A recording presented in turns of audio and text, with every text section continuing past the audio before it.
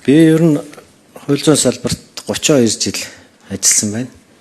Тэгээ үндсэндээ хил дээр хилийн цэрэгт хууль сахиулагч ажил хийжсэн, хэрэг шалгаж ирсэн, өмгөөлөгч хийжсэн, прокурор хийжсэн, хуулийн сургуулийн багшаач эрүүг эрх зүйн чиглэлээр хийсэн.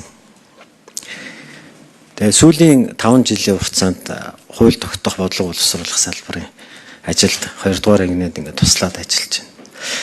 Тэгээ хэрэг болвол шалгаж байсан.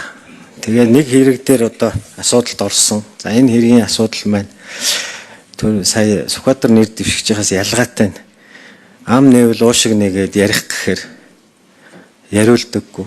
Төрийн нууцад хамаарсан гэдэг. Тодорхой зөрчил дутагдлын асуудлыг ил гаргаж олон нийтийг шуугуулчихад бүгд нь ил гаргахаач гэхээр гаргадаггүй.